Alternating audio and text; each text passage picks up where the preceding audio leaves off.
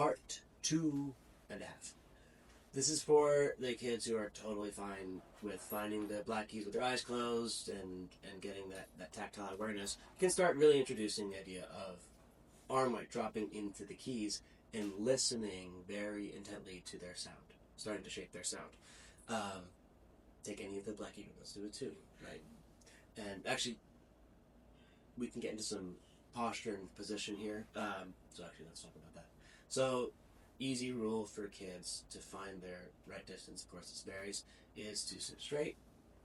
I like to have, like if it's, in the middle of the piano, your nose in the middle of your hands. So wherever you're playing, try not to lean too much, just boom, center. So let's say we're going to do this. You're going to make a fist, put your arm straight out, and that's going to reach the back of the piano. Maybe so. There we go. Something like that. Maybe it's like that. That's going to be how you find your distance. So kids, get used to getting over the piano, adjusting their seat, putting their hands up. I like to do a little game where I'll take the seat and put it like underneath it way too close. And I'll be like, is that too close? And they'll be like, yes, it's too close. So I'll move it to the other end of the room, put it in a different room maybe. Be like, is that too far? And they're like, yes, it's too far. Then they can find this. This becomes a little ritual. If they sit down, they'll do that and they start playing. So let's take a two black key group as an example. Right hand, we'll do second and third finger. And just start them listening and getting aware of, ooh, did you hear those weren't exactly at the same time? Wasn't exactly at the same time, right? Getting an idea of using the arm and dropping onto the keys and getting a good full sound. That's it, just sound production, getting a good sound. Threes, of course, the same thing.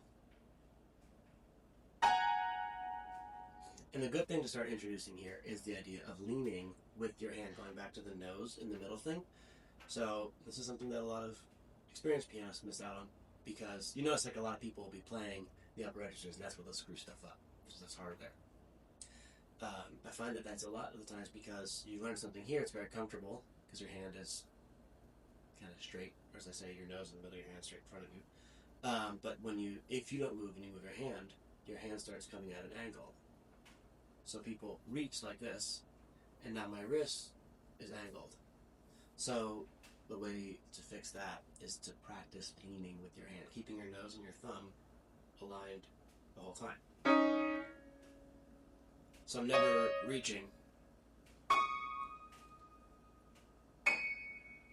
And even for this one, it's like how, a little kid is like, I'm going to fall off. You can teach them to hook their leg around the bench, and kind of really lean, make a game out of it, make it kind of funny. Same thing with the left hand. Good shape, good sound, lean.